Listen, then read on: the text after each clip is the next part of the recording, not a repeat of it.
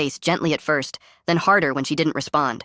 The waves had gotten huge, constantly washing over our faces, salt water flooding our noses and lungs.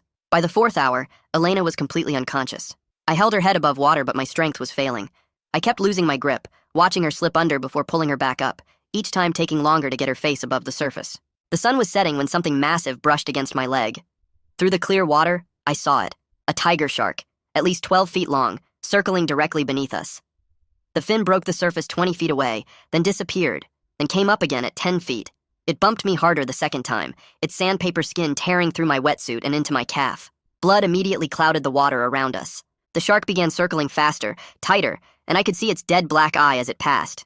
I tried to punch it when it came close, but my fist just bounced off, tearing my knuckles open and adding more blood to the water. Then, the shark disappeared completely. For 5 seconds, nothing but silence. I looked down and saw it rising fast from below, mouth starting to open, rows of teeth visible. We were about to be eaten alive on our honeymoon. The shark shot up like a rocket, and its teeth clamped down on my ankle with crushing force. Pain exploded through my leg as those razor teeth went straight through my wetsuit into flesh.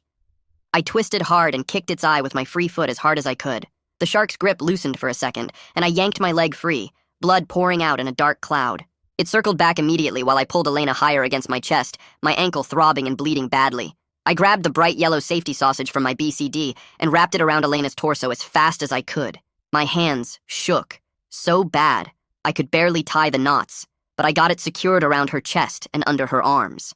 The shark bumped us again, way harder this time, its rough skin scraping my back raw, but it seemed confused by the weird yellow thing wrapped around Elena and backed off a few feet. I fumbled for my dive knife strapped to my leg, my fingers numb and clumsy from exhaustion.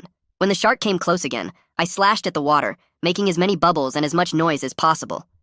The blade cut through nothing but water, but the commotion made the shark retreat temporarily. Those few seconds let me think while I held Elena's unconscious body against me with one arm.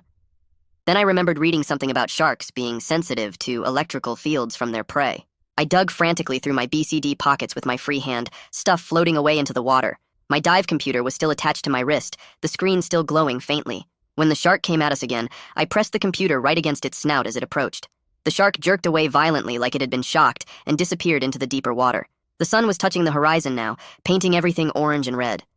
I knew once it got dark we were done for because I wouldn't see the shark coming anymore. My legs could barely move, just tiny kicks to keep us from sinking completely. I pulled the octopus hose from my regulator and tied Elena to me, wrapping it around both our waists. If I passed out now, we'd both sink together, but at least I wouldn't lose her in the dark. The knots took forever with my torn-up hands, but I got us connected.